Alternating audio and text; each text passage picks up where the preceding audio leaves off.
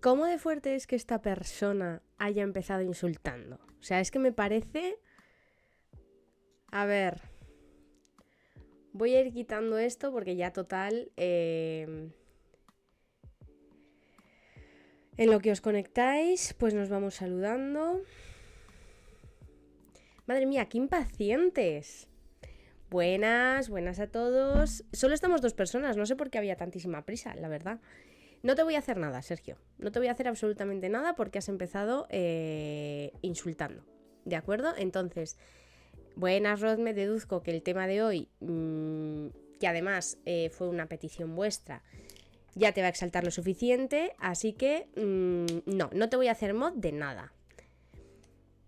Pero a Reverte no cuenta. Bueno, precisamente del tema que vamos a hablar hoy, yo creo que a Reverte sí que le incumbe. Buenas noches, Laura, querida. Bueno, noches, aquí es completamente de día, pero me imagino que en Worsta ya no.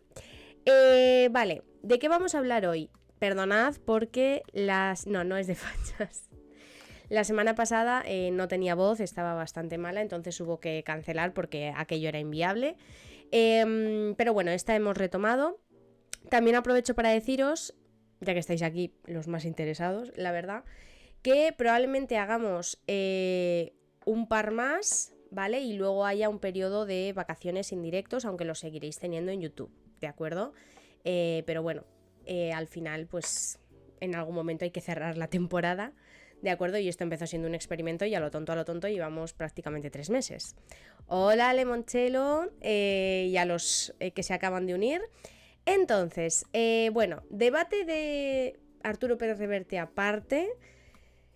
Me estoy planteando seriamente hacer un directo sobre este señor porque sois muy cansinos con él. De verdad, hay más autores y muchas más autoras en lengua castellana y en muchas otras lenguas que merecen vuestra atención.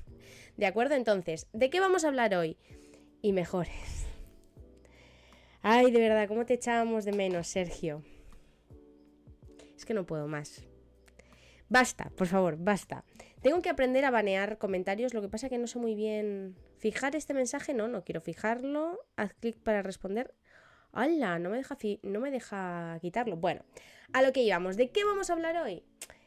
Pues de la RAE. Tenía un diccionario para enseñar, lo que pasa que no sé dónde lo he metido. Entonces esta presentación iba a quedar mucho más espectacular. Pero bueno, no pasa nada.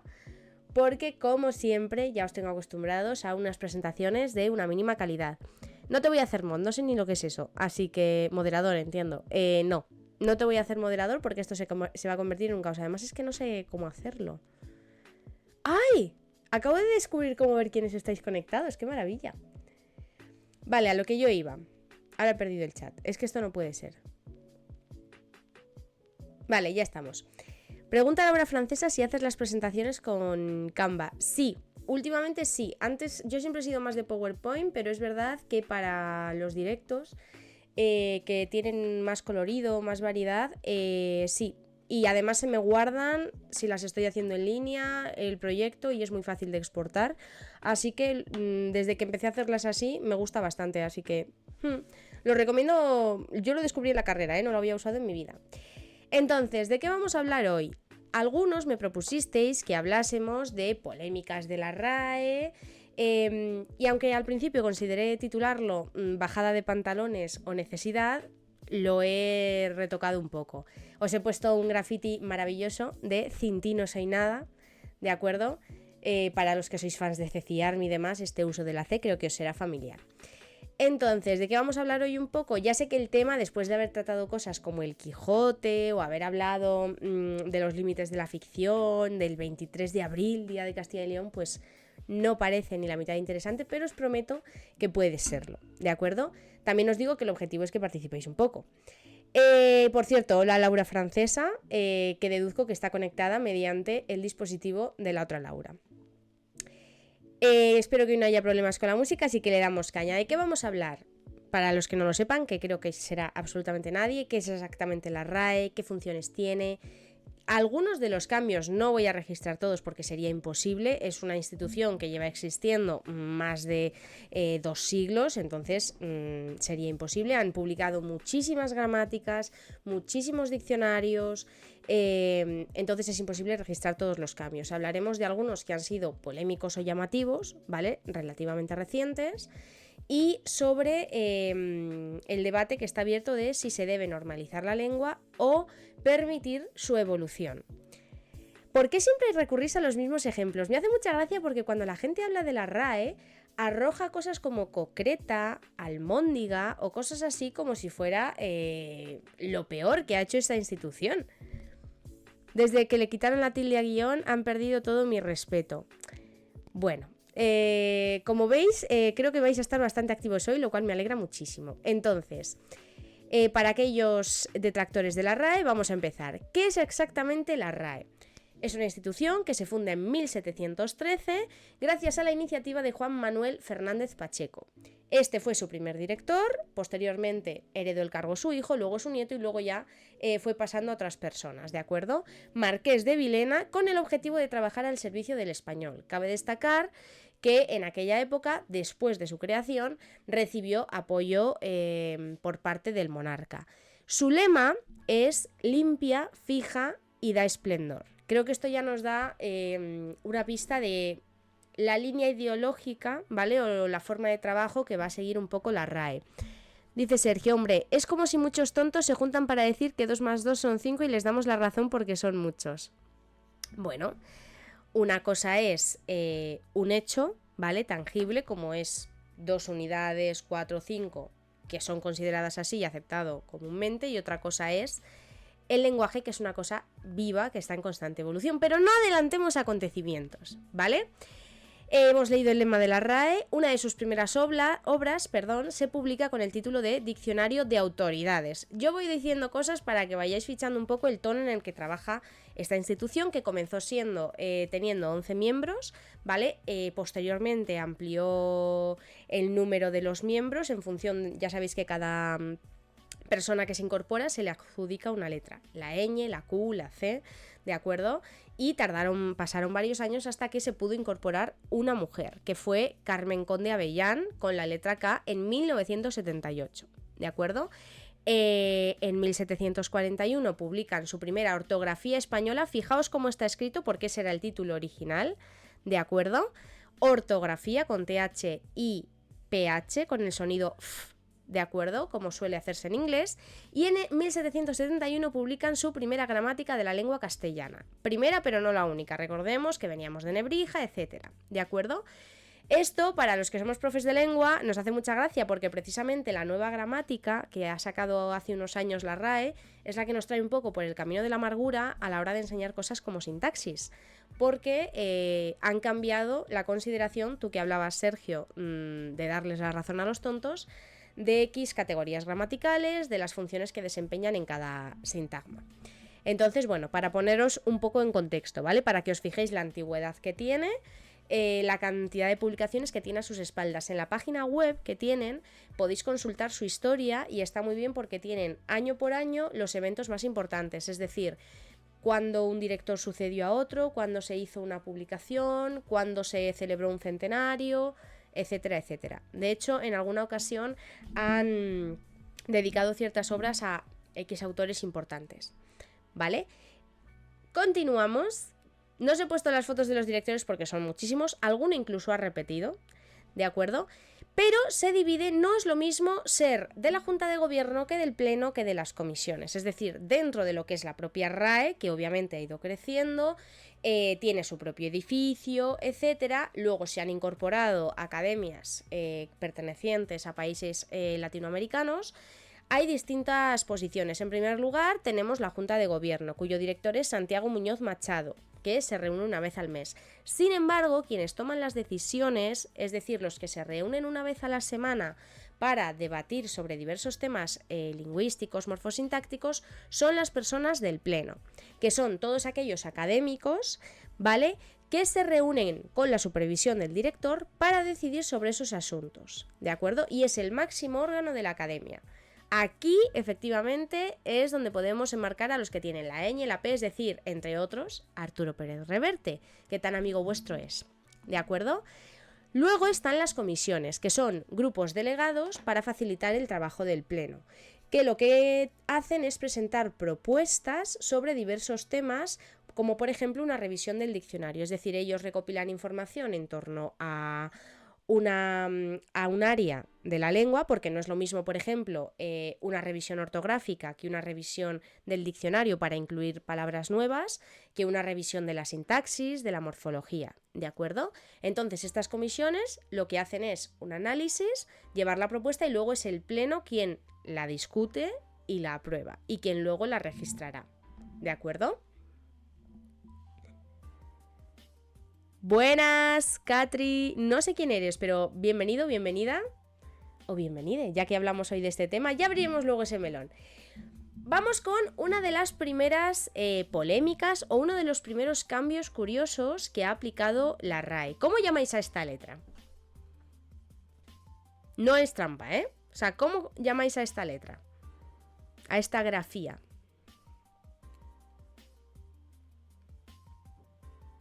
Vaya por Dios, ahora se hace el silencio. Y, ¿vale? Supongo que la mayoría lo llamaríamos igual, como nos lo enseñaron en el colegio. Y latina, la I con punto, y la Y. V, macho, porque es como una V, pero con pito. Ay, de verdad. Me parece original, ¿vale? ¿Tiene algún otro nombre? Pues verás, Rodme. ¿Qué ocurre con la RAE? Que ha pasado de mandar que se la dejase de llamar Y a llamarla Y. Posteriormente, al ver el revuelo que esto causó, pasaron a denominarlo una recomendación, no una imposición, ¿vale? Pero ya no se la llama Y, se la llama Y, escrito Y-E. Del mismo modo, la B, que es la letra que nosotros escribimos así, se la consideraría B y no B larga, B alta o B grande, como se decía hasta ese momento para distinguirla de la V, porque como sabéis, nosotros a día de hoy ya no hacemos la distinción entre los sonidos B y B. Antiguamente sí se hacía, pero se está perdiendo, ¿de acuerdo? Antiguamente, Burgos, por ejemplo, se pronunciaría así, Burgos, y vaca se pronunciaría con un sonido entre la SV y una F, ¿de acuerdo? Es muy difícil hacer esa distinción, sobre todo para estudiantes del extranjero, y se está perdiendo en detrimento del uso del fonema B todo el rato. Por esa razón, mi profesora de primaria nos intentaba convencer de que era la Y, la tomábamos por loca. Pues no, tu profesora de primaria tenía razón, o al menos intentaba hacer lo que la RAE mandaba, ¿de acuerdo? También nos intentaba enseñar a hablar con V y con B. Bueno, es un ejercicio interesante, es igual que intentar distinguir el sonido de las dos L's, de la Y y de la Y. Realmente nos ocurre lo mismo, todos lo pronunciamos con el mismo sonido, con el mismo fonema, Y. Pero sí que deberían tener una diferenciación que se está perdiendo. Con la Y sería Y, Y, algo similar a una SH. Y con la Y sería algo como el Y. ¿Vale? Es decir, con una especie de doble L, el Y, ¿de acuerdo? Porque recordemos que viene de la I, L, de la I latina, L, en la evolución del latín vulgar, ¿vale? También lo hacía, estaba loca. Bueno, yo sí que intento conservarlo, por lo menos el de la Y y la Y, el de la B y la V me resulta imposible, aunque basta con colocar la boca de manera diferente. Si uno coloca la boca así, B, ¿de acuerdo? Como si fuera a pronunciar una P, es factible, y si pronuncias la V mordiéndote un poco el labio, como cuando vas a pronunciar una F, se puede, ¿de acuerdo? Entonces, este fue uno de los cambios que propuso la RAE, ¿de acuerdo? Porque antes se denominaba pues B larga, B grande, y a la V se la llamaba B corta, B pequeña, B chiquita, ¿de acuerdo? Ahora directamente se las llama B y V, ¿de acuerdo? Así que si hacéis un crucigrama ya sabéis cómo ponerlas. Pero esto no termina aquí. He puesto solo algunos de los cambios, ¿de acuerdo? Vamos ahora con otro de los que generó bastante polémica, y es que se le quitó la tilde a solo, ¿de acuerdo? Esa tilde diacrítica. ¿Por qué razón? Os leo literalmente, ¿vale? Textualmente la explicación que da la RAE. Puesto que ese empleo tradicional de la tilde diacrítica no opone, en estos casos, formas tónicas a otras átonas formalmente idénticas, ya que tanto el adjetivo solo como los determinantes demostrativos son palabras tónicas, lo mismo que el adverbio solo y los pronombres demostrativos, a partir de ahora se podrá prescindir de la tilde en estas formas, incluso en casos de doble interpretación. Y añado más, en este documento en el que la RAE publicó esta nueva norma, aclaraban que los casos en los que se podía producir una confusión entre el solo sin tilde o ese solo que había que distinguir con la tilde diacrítica eran muy rebuscados y muy raros. Es decir, que realmente a día de hoy solo debería escribirse sin tilde, ¿de acuerdo? Porque en ambos casos la O es tónica, no hay una diferenciación, ¿vale? No sé qué os parece esto porque sé que alguno me lo comentó de ¿qué te parece que le hayan quitado la tilde a solo? Me hace gracia porque cada vez que la RAE hace algo, lo que sea, que emiten un informe, por ejemplo, como el que hicieron sobre la Constitución, nos preguntáis a los que somos filólogos, como si nosotros tuviéramos poder de decisión. De acuerdo, hay que aclarar que sí, uno puede ser filólogo, pero no necesariamente es experto precisamente en morfología o en el léxico o en la gramática. Hay muchas áreas, ¿de acuerdo? A Rozme le parece mal. No sé por qué, pero fíjate que me lo esperaba. No me parece nada raro. El que me parece extraño que no esté soltando perlas por la boca, por el teclado ahora mismo, es Sergio. No lo sé, ¿qué voto rebelde sería? Tenéis una obsesión, de verdad que me estoy empezando a plantear, me estáis dando la idea de que a lo mejor el último directo, que se hará seguramente en junio, pueda ser sobre Arturo Pérez Reverte. Pero os recuerdo que estos vídeos luego se suben a YouTube, o sea, me podéis buscar La Ruina, realmente, porque son públicos, ¿vale? Yo se la sigo poniendo y lo seguiré haciendo. Tengo una pregunta para ti en ese caso, Rozme, ¿te lo corrige el traductor automáticamente o no? Porque, por ejemplo, con otro de los cambios que vamos a ver ahora, que es el de guión, sí que hace la corrección automática. Sí, somos 5 y el sexto va a ser Reverte.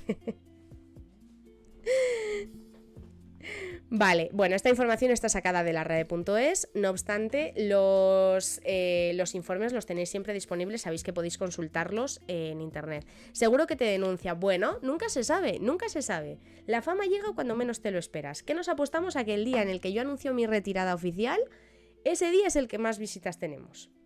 Es que claro. Continuamos, antes de que le deis más ideas a Reverte para denunciarme. El famoso guión.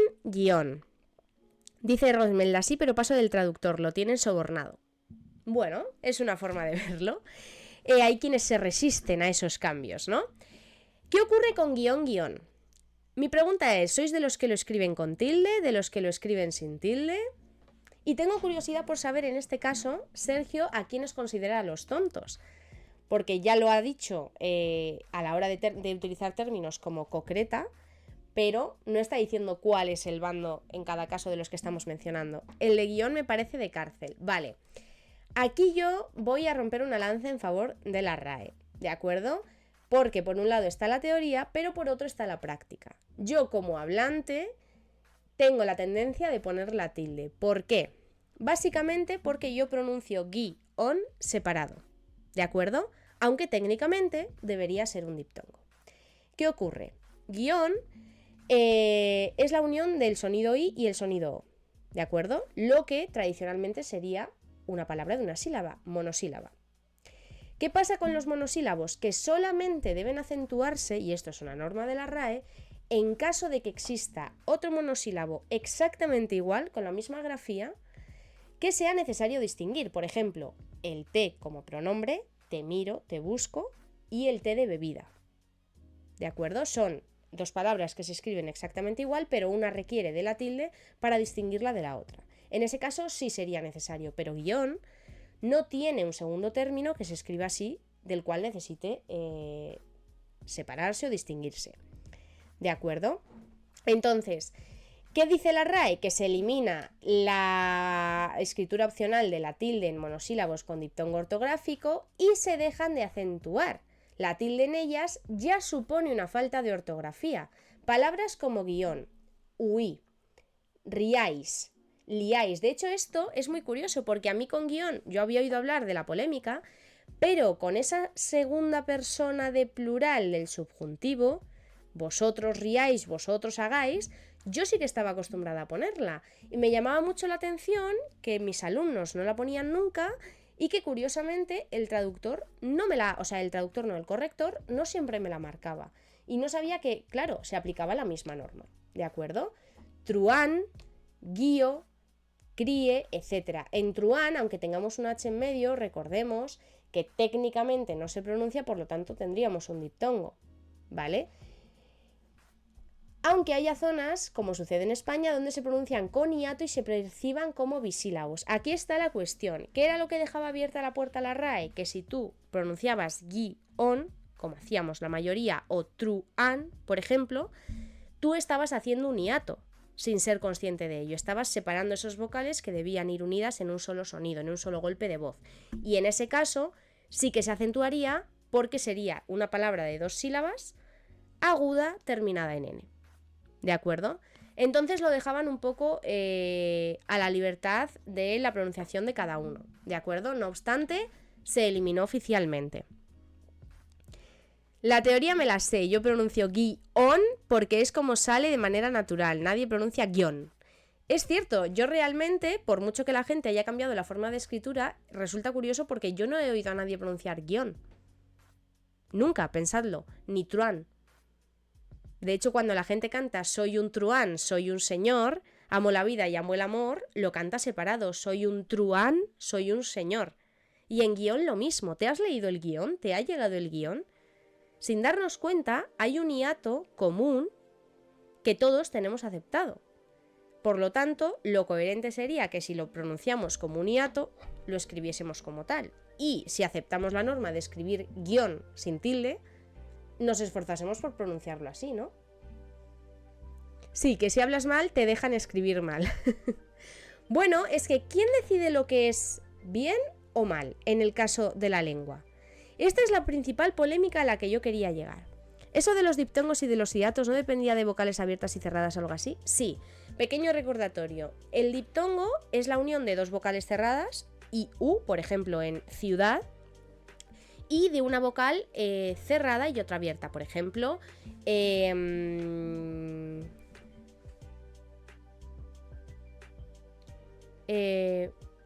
muy, ¿vale? U, y aunque se escriba con Y, el sonido es I. Sería una palabra monosílaba.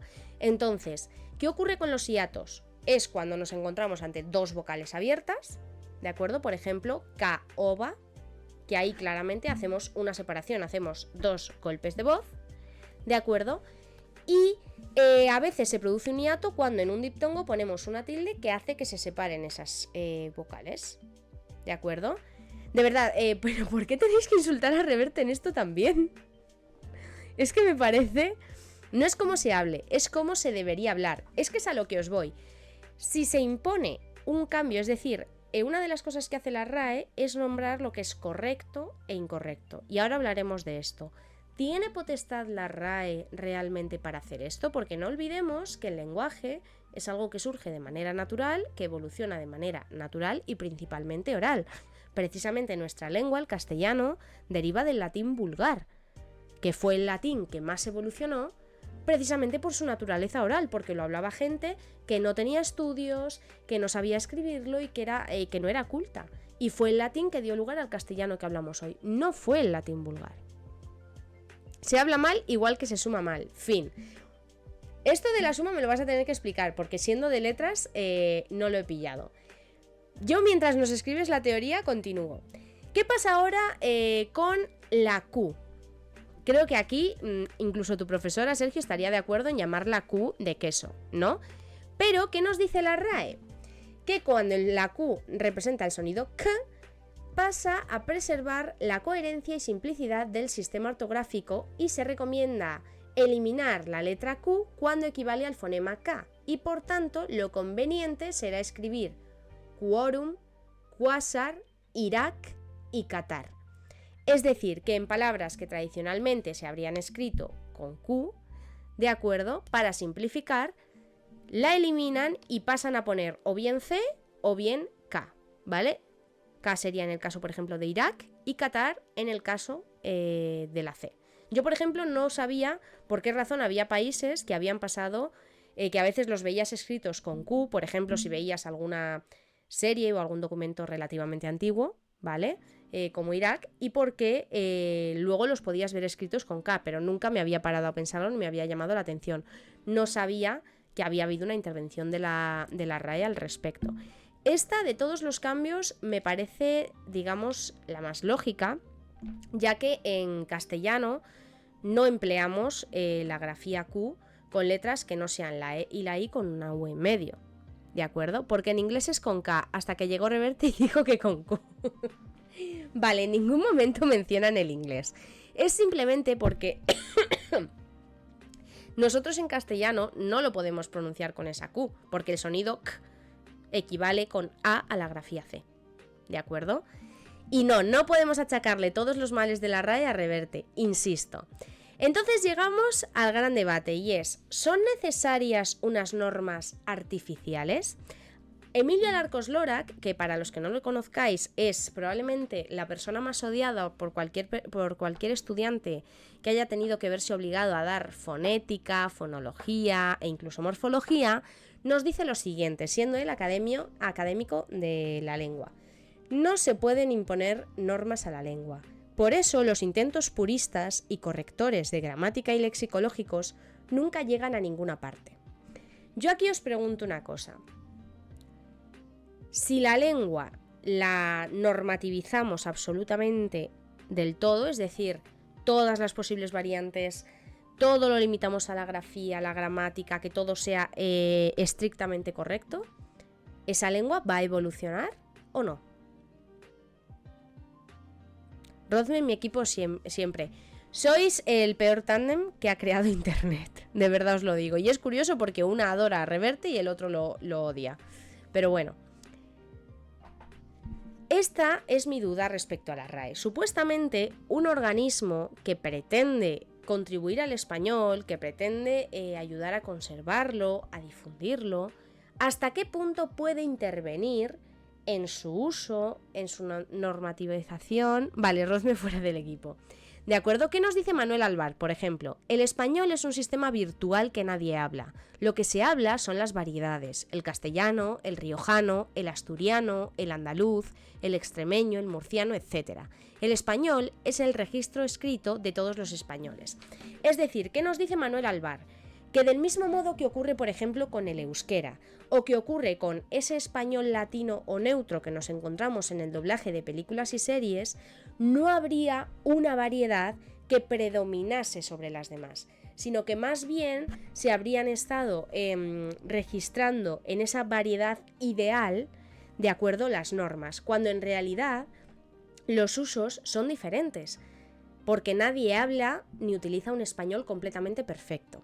Incluso en Castilla y León, que se considera que algunas zonas son la cuna de ese español neutro, sin acento, el más pulido y perfecto, hay errores. En Burgos somos leístas, incluso laístas, igual que en Valladolid, utilizamos mal el condicional, según las normas de la RAE, ¿de acuerdo? Que es algo llamativo para personas de otras zonas. Pero es un rasgo distintivo, del mismo modo que en otras zonas se utiliza el sufijo ico, o se utilizan otro tipo de palabras, ¿de acuerdo? Entonces, ¿qué nos dice este autor? Que del mismo modo que para poder hacer películas y no tener que doblarlas en mexicano, en colombiano, en peruano, en boliviano, en ecuatoriano, se creó una variedad con ciertas normas cogidas de aquí y de allá, principalmente del mexicano, para doblar solamente una vez los productos audiovisuales para toda Latinoamérica. Pues que en realidad estamos haciendo eso mismo con la lengua castellana. Es decir, estamos tomando una serie de normas, aunque no se apliquen a todas las zonas, y estamos diciendo esto funciona así. Sin embargo, en esta zona lo hacen de esta manera, en esta zona lo hacen mal y en esta zona de esta otra manera. Me parece bastante curiosa esta consideración, porque creo que refleja aún más que quizá hemos confundido un poco la función que debería tener la RAE. Dice Sergio, hay unas normas que dictan cómo hablar, pero nadie habla perfecto. Pero una cosa es que no se hable perfecto y otra que haya que sacrificar a quien hable mal. Lejos de hablar de sacrificios, yo pregunto, ¿ya el hecho de separar entre hablar bien y hablar mal supone un juicio de valor. Y si estamos afirmando que nadie habla perfecto, es decir, que nadie habla bien según todas las normas registradas, que además son cambiantes, quizá no estamos haciendo bien al registrar esas normas como bien, ¿no? Porque si realmente nadie las utiliza, la finalidad de una lengua siempre va a ser que haya una comunicación. Y las lenguas tienden de manera natural, a economizarse, es decir, a cada vez intentar utilizar el menor número de signos posibles para transmitir información. Por eso, lenguas como el inglés son mucho más utilizadas que otras que se han quedado arcaicas, como por ejemplo el gaélico en Irlanda. El gaélico es una lengua que no evolucionó tanto y por esa razón, para hacer, por ejemplo, una frase, requiere muchas más palabras, mucho más esfuerzo que en inglés. ¿Qué lengua se utiliza en el día a día y está evolucionando mucho más? El inglés. ¿De acuerdo? Que es lo que ocurrió con el latín vulgar, que dio lugar a nuestro castellano. Mira a los andaluces que se quitan 3 letras de cada palabra, economía pura. Bueno, efectivamente, es un proceso económico de pronunciación. No obstante, yo te pregunto, ¿hay comprensión entre ellos? Mientras se logre el objetivo de la comunicación, que es transmitir una información, ¿cuál es el problema? No debemos olvidar la finalidad, y es que quizá nos estamos perdiendo mucho en perfeccionar el sistema sin darnos cuenta de que el sistema tiene que tener una finalidad y se utiliza para algo, es un instrumento para comunicar, para relacionarnos entre nosotros. Si yo puedo comunicarme perfectamente con un andaluz, por mucho que él sesee o cecee o utilice ciertas palabras que yo igual no utilizo en mi día a día, ¿cuál sería el problema? ¿No? Pueden hablar gruñendo, que si se entienden es castellano, decide. No, tiene que haber una mínima información, es decir, igual que existe el lenguaje no verbal, yo me puedo comunicar con alguien que, por ejemplo, sea de China sin yo hablar chino y sin él hablar castellano. Nos podemos comunicar mediante gestos, mediante anglicismos, etc. ¿De acuerdo? Pero eso no hace que estemos usando el mismo código. Yo lo que digo es que si utilizamos un mismo código, es decir, que tenga una mínima base común, unos mismos lexemas, por ejemplo, ¿no? Una misma raíz de las palabras, etc., el hecho de que tú utilices unas terminaciones y yo otras, o de que tú pronuncies una S y yo no, porque si no impide la comunicación, ¿por qué tiene que ser considerado incorrecto? O hablan andaluz bien o hablan castellano mal. ¿Cómo de mal hay que hablar un idioma para que eso sea otro idioma? Bueno, es interesante esa duda, es decir, ¿en qué momento una variedad pasa a considerarse otro idioma? Por esa regla de 3 no hablamos castellano, hablamos latín mal. Empezamos hablando latín mal, ¿de acuerdo? Hace unos siglos. Empezamos hablando latín mal. ¿Qué ocurre? Que ese latín evolucionó hasta que pasó a tener un funcionamiento completamente distinto del castellano actual, porque ya no nos regimos por declinaciones, nos guiamos por conjugaciones, que es lo mismo que le ha pasado a otros idiomas. Sin embargo, por ejemplo, otras lenguas como el alemán siguen teniendo esas declinaciones, o por ejemplo el romaní, que también deriva del latín, motivo por el cual las personas de Rumanía cuando vienen aquí tienen cierta facilidad para aprender el idioma. Es increíble la velocidad a la que pueden aprender. No obstante, nuestro sistema actual, que es el castellano, ¿de acuerdo?, continúa evolucionando. Nosotros incorporamos a nuestra lengua anglicismos, por ejemplo, aunque luego busquemos una forma de escribirlos al castellano, como es el caso de fútbol o parking, por ejemplo, ¿vale? Entonces es algo que está vivo, que no es estático. Pretender imponer una serie de normas como hace la RAE y que sean inamovibles es absurdo, porque el lenguaje evoluciona y si algo se impone socialmente no vas a poder deshacerte de ello. Mirad, os recomiendo un perfil, os lo voy a escribir por el chat, ¿vale? Esta chica, que se llama Linguriosa, de acuerdo, es lingüista, tiene un canal en YouTube, es presentadora del Cifras y Letras, de acuerdo, ha sido invitada en Estirando el Chicle, tiene un perfil de Instagram muy interesante sobre cuestiones lingüísticas, y en cuanto al lenguaje inclusivo, que ahora hablaremos de eso, menciona un ejemplo de una cosa que empezó por moda y que hoy en día tenemos recogida en nuestra normativa lingüística, que es el sufijo ísimo. Creo que todos los que estamos aquí presentes en algún momento hemos dicho: esto es divertidísimo, esto es aburridísimo, eres pesadísima, ¿no? Ese sufijo ísimo Según nos cuenta ella, empezó como algo que utilizaba la clase alta, ¿de acuerdo? La clase culta, que tenía acceso al latín, que aprendía latín, porque derivaba del latín, porque les sonaba muy bien. ¿Qué pasa? Que se fue popularizando a modo de burla y nos ha llegado hasta nuestros días, pero fue algo completamente artificial, por decirlo de alguna manera, ¿de acuerdo? Y sin embargo, hoy nos parece lo más normal del mundo, es un sufijo que expresa una gran cantidad de algo, ¿no? Entonces, para que veáis que a lo largo de la historia ha habido muchos cambios que igual inicialmente parecían una barbaridad, una moda pasajera, y no necesariamente tiene por qué ser así. ¿De acuerdo? Entonces, me resulta curioso el papel que consideramos que tiene la RAE o incluso el papel que considera la propia RAE que debe tener. ¿De acuerdo? Por ejemplo, en varias ocasiones han publicado, ya os digo que lo podéis consultar en su página web, libros con este título: El buen uso del español, imponiendo una norma sobre ciertas dudas que puedan experimentar los hablantes en el español y sus usos. Ya el hecho de titularlo El buen uso me parece que es significativo. ¿De acuerdo? Puedes decir los usos según la norma escrita o según la normativa de la RAE, pero el buen uso automáticamente implicas que todo lo que no siga esa normativa recogida en ese tomo es un mal uso. Ya automáticamente hay un juicio de valor. Y una institución destinada a reflejar un idioma, a protegerlo y a fomentarlo, ¿debería emitir juicios de valor? Pregunto, ¿eh? Vosotros me decís.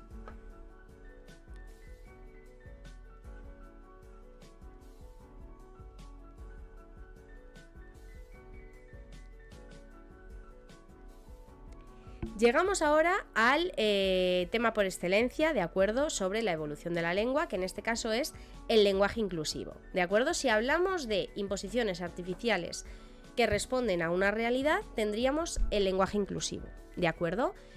Para que os hagáis una idea de la influencia que está teniendo esto, que aparentemente mucha gente piensa que simplemente es una moda o algo que se utiliza en redes sociales o que utiliza la gente joven, la RAE ha tenido que llegar a hacer un informe revisando el lenguaje de la Carta Magna para comprobar y demostrar si era inclusivo o no. Es decir, se han tenido que revisar documentos oficiales para ver si cumplían con este lenguaje inclusivo. ¿En qué consiste exactamente? El lenguaje inclusivo, según la UNESCO, es aquel que no discrimina a ningún género y que evita el uso del masculino genérico como forma de referencia universal. Es decir, aquel que no supone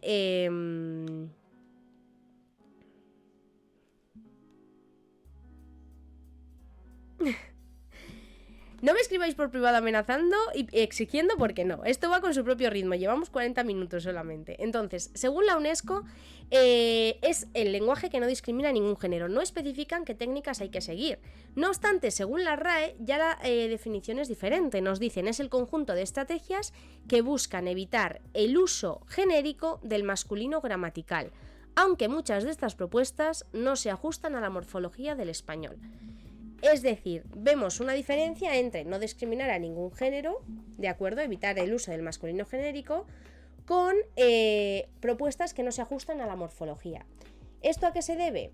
A que algunas de las propuestas que se hacen, como escribir con X, escribir con arroba, hacer un desdoblamiento, todos, no siempre va acorde con las normas establecidas o naturales de una lengua, ¿de acuerdo? Por ejemplo, reflejar la palabra chicos, ¿de acuerdo?, genérica con una X, no sería realista. ¿Por qué? Porque en el método escrito, como grafía, vale, es visible y puede ser efectiva, pero en la oralidad es imposible de trasladar. Lo mismo ocurriría con el arroba. Yo no puedo pronunciar un arroba, yo no puedo decir arrobas chicas, es imposible. Entonces, esas dos alternativas no son propuestas que realmente sean útiles en los dos ámbitos. Por lo tanto, esas dos realmente no fomentarían el lenguaje inclusivo porque no se podrían utilizar. En cuanto al desdoblamiento, decir todos, todas, en primer lugar, si lo que se busca es no discriminar a nadie, principalmente a colectivos minoritarios, etc., ese desdoblamiento lo que hace es hablar de género masculino y de género femenino, es decir, de los dos sexos tradicionalmente, ¿no? Por lo tanto, todas aquellas personas que no se identifiquen con ninguno de los dos continuarían sintiéndose no reflejados. Por lo tanto, eso de evitar la discriminación no se estaría logrando del todo, ¿de acuerdo? Si hiciésemos caso a ese método, ¿de acuerdo? Aparte de que supone ir contra la economía del lenguaje, es decir, una lengua siempre va a tender, como os he dicho, a economizarse, a abreviarse, ¿de acuerdo? Esto es algo que en inglés lo sabemos de sobra. Por lo tanto, hacer un desdoblamiento en cada sustantivo que pueda tener masculino y femenino, en cada artículo, en cada adjetivo, solo ralentizaría el discurso y rompería con alguna de las máximas. ¿Qué son las máximas del discurso? Si habéis estudiado pragmática, ¿de acuerdo? Las máximas de Grice, etc., sabréis que los enunciados que nosotros hacemos tienen que cumplir supuestamente unas leyes no escritas, es decir, de contenido, de cantidad, de calidad, que son básicamente que todo lo que yo digo tiene que ser de interés, es decir, tener que ver con lo que se está hablando, que la cantidad de lo que yo digo tiene que ser adecuada, que se tiene que adecuar al contexto en el que me encuentro, a la persona a la que tengo enfrente. No es lo mismo hablarle a un jefe que a un amigo, por ejemplo. Y sin embargo, con esta y otra de las máximas es la de cantidad, ¿no? Como os acabo de decir. Entonces, esta estrategia del lenguaje inclusivo no lo estaría cumpliendo. ¿Por qué? Porque ralentizaría el discurso. Nos hace Sergio una pregunta, tiene que abandonarnos, pero nos deja la pregunta del final. Los nombres, yo puedo escribir mi nombre como me dé la gana. Cristina está bien puesto, pero Hanna no. Un abrazo a todos menos a Reverte. Vale, ¿qué ocurre con los nombres? Supuestamente, no estoy al tanto de la legislación, ¿de acuerdo? Pero si no me equivoco, sí que existen personas que tienen un mismo nombre con distintas formas. Tenemos gente que se llama Seila, sin H, Sheila con H, Sheila, que es el original, ¿no? Y eso no supone un problema, porque al final un nombre, en ese caso, lo que está designando es quién es esa persona. No influye para nada en la comunicación. No obstante, sí que es cierto que no todos los nombres están permitidos cuando vas a registrar a un niño. A día de hoy no lo sé, porque mucha gente ha puesto nombres a sus hijos de personajes de series, etc. Pero sé que no siempre ha sido así, ¿de acuerdo? De hecho, bueno, los que escuchéis Ajax y Prox sabréis que Ajax es la primera persona llamada así en España, por ejemplo, no ha habido otras, pese a que el personaje con ese nombre de la Ilíada tiene cientos de años de antigüedad, ¿no? Erika sin tilde, Erika con tilde, ¿de acuerdo? Ahí lo que tendríamos sería una diferencia de pronunciación, pero nuevamente no influye en la comunicación, ¿de acuerdo? Salvo que yo esté en un contexto en el que tengo una Erika y una Erika, y entonces puede haber una confusión de a quién me dirijo, ¿vale? Entonces, respondiendo a la pregunta de Sergio, ¿puedo escribir mi nombre como me dé la gana? Realmente no debería tener, no deberías tener ningún problema, porque insisto en que no afecta a la comunicación. Otra cosa es que tú, rellenando un documento oficial, por ejemplo, si estás registrado con un nombre, pueda no coincidir y puedas tener problemas. Esto, por ejemplo, le pasaba a mi abuela, que en cada documento, cuando nos poníamos a revisarlo, le ponían un nombre o una fecha de nacimiento. Carmen, María del Carmen, Mari Carmen. Entonces, el nombre, al designar a una persona, si en un documento oficial tú te llamas de una manera y en otro figuras de otra manera, puede dar a entender que se está refiriendo a personas diferentes, puede generar confusión. Y ahí sí que estarías rozando un delito de suplantación de identidad, creo que se llama, ¿de acuerdo? Pero sí, a priori, en un texto con tus amigos o en lo que sea, ¿por qué no? ¿De acuerdo? Esto es lo mismo que cuando alguien te dice, llámame de esta manera, aunque su nombre oficial sea, yo qué sé, José María, y te dice, llámame Chema. ¿Por qué razón no? ¿De acuerdo? Es nuevamente economía del lenguaje, es una forma que tenemos de abreviar nombres compuestos, con otra pronunciación y con otras letras. Pero está a la orden del día, como cuando llamamos a alguien Pepe, como cuando llamamos a alguien Paco y no es su nombre oficial. ¿De acuerdo? Y se hace incluso entre el mundo de los famosos. ¿De acuerdo? Los famosos muchas veces se ponen un nombre artístico que es completamente ficticio. ¿De acuerdo? Y eso no impide que sepamos quiénes son, en qué trabajan, a qué se dedican, cuáles son sus opiniones, ¿no? Vale. ¿En qué se basa esto del lenguaje inclusivo y por qué viene? Porque parte de la idea de que el lenguaje influye en la concepción de la realidad y por lo tanto aquello que no se nombra no existe. Es decir, parte de que no es que el lenguaje refleje la realidad, sino que la realidad se ve influida por el lenguaje. ¿De acuerdo? En esto estoy en parte de acuerdo porque es cierto que la forma en la que hablamos refleja cómo es nuestra sociedad. Obviamente, si una sociedad es machista, el lenguaje lo reflejará. Si una sociedad es racista, el lenguaje lo reflejará. ¿Cuántas veces hemos dicho en España me voy al chino? Por ejemplo. Eso realmente es un término bastante racista. Tú donde vas, al local al que vas, es a un bazar. Independientemente de quién lo regente. Puede ser una persona china, puede ser una persona pakistaní, puede ser una persona madrileña, puede ser una persona francesa. No obstante, lo tenemos normalizado, ¿vale? Hemos dado nombre a esos locales como chinos, sin pararnos a pensar siquiera si puede ser racista. ¿Significa que haya influido eso en cómo les tratamos? No, significa que es un reflejo de nuestra percepción. Entonces, en el caso del lenguaje inclusivo, ocurre lo mismo. Y ahí viene la pregunta del millón. ¿Se puede cambiar la sociedad empezando por el lenguaje? ¿O debería ser al revés? ¿Debería ser primero la sociedad la que cambie y que el lenguaje se modifique en consecuencia? Obviamente, cualquiera de las dos cosas va a requerir modificaciones que son artificiales. Si yo empiezo modificando el lenguaje, para empezar tiene que ser algo mínimamente aceptado, porque yo puedo modificar el lenguaje, el mío, pero si los demás no lo aceptan, puede haber malentendidos, problemas de comprensión, y ahí sí que estaría afectando a la comunicación. ¿De acuerdo? Entonces, esa es mi pregunta. ¿Debe el lenguaje adaptarse a las normas? Es decir, regularse, como ha ocurrido estos últimos años con el español, que por eso ha evolucionado muchísimo menos de lo que lo hizo en el pasado, por ejemplo, el latín vulgar? ¿O deben las normas adaptarse a la realidad del lenguaje, es decir, permitir su evolución?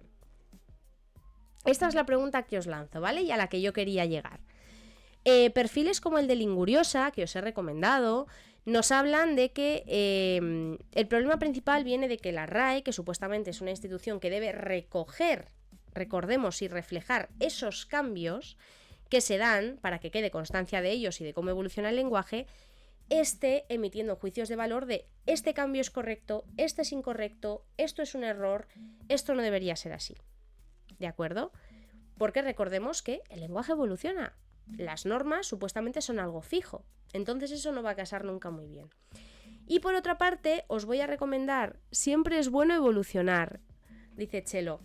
Yo considero que sí, es decir, si nos paramos a pensar en la actualidad, ¿vale? Pongámonos a pensar en la forma de hablar de los 80. Creo que hay muchos vídeos de influencers que parodian esto, ¿no? ¿Qué hace la población joven casi siempre? Inventarse jergas, buscar maneras de comunicarse sin que los adultos lo descifren. Hubo una época en la que todo se rimaba. ¿A dónde vas? ¿Cómo era? ¿Fitipaldi o de qué vas Vitercas? Bueno, creo que todos los que tenéis padres de los 80 o así sabéis de lo que estoy hablando, ¿de acuerdo? Entonces, eso es algo natural, no significa que ocurriese en los 80 como un fenómeno anómalo y desapareciese, no. Hoy en día pues tenemos otro tipo de expresiones, tenemos abreviaturas como PEC, tenemos en plan, que se ha instaurado, que está ya completamente muy, muy extendido. Tenemos otro tipo de expresiones que utiliza la gente joven. ¿De acuerdo? Obviamente han influido otros factores como las tecnologías, otro tipo de códigos, ¿de acuerdo? Más visuales, como los GIFs, reproducir textos pertenecientes a memes o a vídeos, ¿de acuerdo? Pero no es algo diferente a cuando incorporamos un anglicismo, por ejemplo. Entonces, ¿por qué considerar unas cosas bien y otras mal? ¿Por qué calificar a alguien de mal hablado o de que no sabe hablar porque diga concreta en lugar de croqueta? Sabemos identificar a qué realidad se refiere concreta, ¿no? Y a qué realidad se refiere croqueta. Entonces, ¿dónde está el problema? Pregunto. ¿De acuerdo? Obviamente a nosotros nos ha metido muy en la cabeza el tema de la ortografía, yo soy la primera, y yo, por ejemplo, si veo una lista de la compra redactada por mis abuelos que contiene lo que yo consideraría faltas de B y V, de C y Z, al principio me choca, pero luego me planteo, vale, ¿yo comprendo lo que está escrito aquí? ¿Comprendo lo que tengo que comprar? Sí. ¿Cuál es el problema? ¿Qué hay de malo? ¿Verdad? Esa es la pregunta que yo os quería dejar. Simplemente para que contestaseis. No esperaba que fuésemos tan poquitos al acabar, pero bueno, no pasa nada, ¿de acuerdo? Os voy a dejar aquí un segundito, aquí el perfil de otra mujer que habla bastante bien del lenguaje inclusivo, es decir, de qué es realmente el lenguaje inclusivo, que no es poner E en todo, porque para quien tenga dudas, eso de poner una E artificial va en contra de la morfología. ¿Por qué? Aquí ya nos metemos en camisas de once varas y en explicaciones muy teóricas, pero básicamente la morfología que nosotros tenemos, derivada del latín, la O, de acuerdo, de muchas palabras de género masculino, es el neutro, ¿vale? Antiguamente en latín sí que había un neutro, ¿de acuerdo? En ciertas palabras, ahora en castellano no. Aparentemente tenemos masculino y femenino, pero ¿qué ocurre? Que ese masculino, muchas veces formado con O, no siempre, porque hay sustantivos con O que son femeninos, como mano, por ejemplo, esa O es el neutro, y por tanto, cuando se pone en plural, es una palabra que se considera que incorpora tanto a elementos femeninos como masculinos. Por lo tanto, los niños se referiría a niños y niñas, en la teoría, ¿de acuerdo? No obstante, sí que es cierto que esto puede afectar y puede implicar una invisibilización. ¿Por qué? Insistimos, porque la sociedad en sí es machista, no porque el lenguaje lo sea y la sociedad no. ¿Qué otras estrategias se pueden seguir? Se pueden aplicar, por ejemplo, intentar aplicar palabras epicenas, es decir, palabras que tengan, por ejemplo, que sean sustantivos colectivos, pero que no siempre tengan género masculino. En lugar de decir los alumnos y las alumnas, decir el alumnado, por ejemplo. ¿Por qué? Porque alumnado ya es una palabra que engloba a chicos y a chicas, ¿de acuerdo? Del mismo modo que en lugar de decir vecinos y vecinas, el vecindario, ¿de acuerdo? O el profesorado, ¿sí? O en lugar de hablar, por ejemplo, en los libros de historia de el hombre aprendía a hacer esto, decir, pues, los seres humanos, o las personas, o la ciudadanía, ¿de acuerdo? Es una de las estrategias, no es la única. Por eso os recomiendo que sigáis a esta persona que tiene talleres, algún libro publicado al respecto y que es bastante interesante, ¿de acuerdo? Y nos explica tanto lo que es el lenguaje inclusivo como los errores que se cometen muchas veces, incluso en medios de comunicación reputados, como periódicos, etcétera, por no utilizarlo, y los errores que se cometen a veces pretendiendo ser inclusivo y no sabiendo cómo hacerlo, ¿de acuerdo?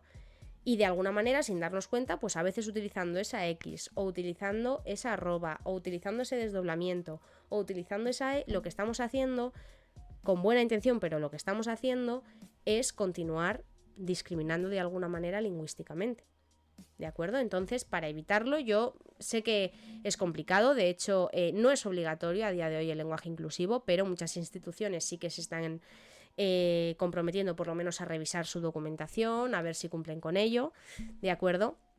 Y no me parece un mal punto de partida, es decir, en el momento en el que nos damos cuenta de que el lenguaje es una señal de algo que no está bien, bueno, quizá por lo menos ya en el momento en el que abre un diálogo, en el que abre un debate, considero que puede ser positivo. Eso va en contra de la economía del lenguaje que explicabas antes. No tiene por qué, es decir, ¿por qué tiene que ser más rápido que yo diga los alumnos salen al recreo que el alumnado tiene recreo a las 3? Son dos palabras, es un grupo nominal, determinante y núcleo. No estoy afectando a la economía del lenguaje. En el desdoblamiento sí, ¿de acuerdo? En decir los alumnos y las alumnas bienvenidos y bienvenidas sí, ¿de acuerdo? Otra cosa, por ejemplo, es que dependiendo del contexto yo me encuentre, pues una de las situaciones es en un grupo mayoritariamente femenino o completamente compuesto por chicas, en cuyo caso sí que puedo utilizar el femenino, ¿de acuerdo? Porque corresponde a la realidad. No obstante, volvemos a lo mismo. Primero fijémonos en la realidad y en cómo evoluciona, y luego centrémonos en que el lenguaje refleje eso y se adapte, que es lo que parece que la RAE a veces va un poco en contra, ¿de acuerdo? No obstante, si queremos aplicar una serie de normas artificiales, que no son las únicas, porque parece que con esto del lenguaje inclusivo nunca se había hecho intentar modificaciones en el lenguaje, etcétera, si queremos, lo mínimo por lo menos es informarse, es ver por qué dice la RAE que va en contra de la morfología, por qué puede ir en contra de la economía del lenguaje y qué alternativas hay. De hecho, es un ejercicio muy interesante. Yo a veces lo hago. Cogéis un periódico, cogéis los titulares, ¿de acuerdo? Para ver cómo tratan X noticias.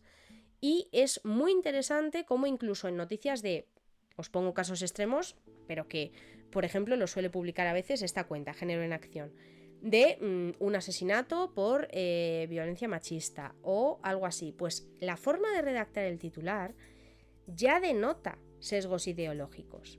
Y es inevitable, porque al final el lenguaje es una herramienta que utilizamos nosotros y todos los que escribimos, todos los que leemos, tenemos unas ideas, unos principios, nos hemos criado en una sociedad determinada. Y eso se va a reflejar.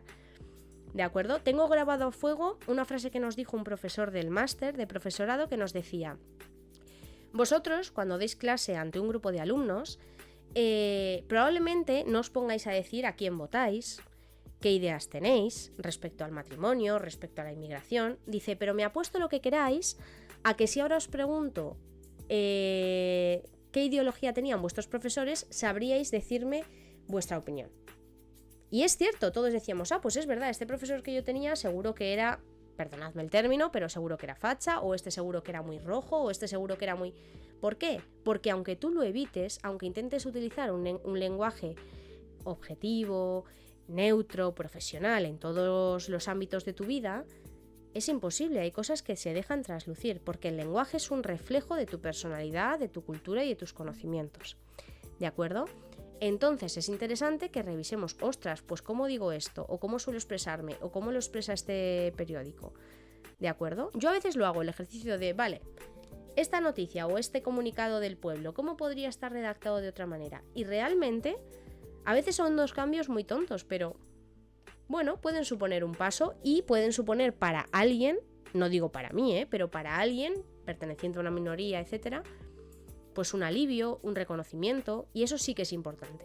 El reconocimiento, la identificación. ¿De acuerdo? No sé qué os parece, no sé cómo lo vais viendo. Estáis que os quedáis, os vais, yo no sé si es que falla la conexión, ¿de acuerdo?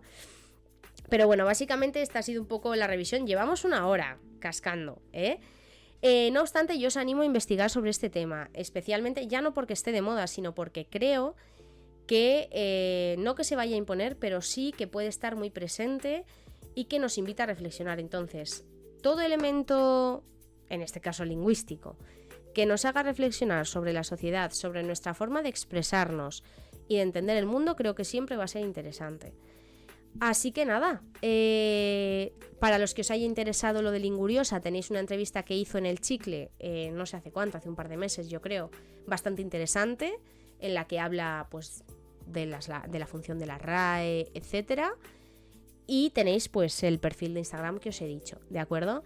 Y como último ejemplo de que al final la lengua depende mucho del uso, depende mucho de... Yo os traigo, porque ya sabéis que a mí me gusta mucho el humor, un ejemplo que a mí me fascinó, de hecho se lo he puesto alguna vez a mis alumnos, de cómo un autor, que para nada es serio, para nada es académico, puede elaborar su propio glosario, ¿de acuerdo? Utilizando incluso figuras retóricas, metáforas, comparaciones, etcétera, con distintos elementos de la cultura popular para expresarse de una manera única o diferente, ¿vale? En este caso he cogido pues a Ángel Sanchidrián con sus sinopsis de cine, que ya sabéis que me encanta, tengo los 3. Entonces, para que os hagáis una idea, al final de los libros suele poner un glosario, además de una clasificación de los personajes que he mencionado.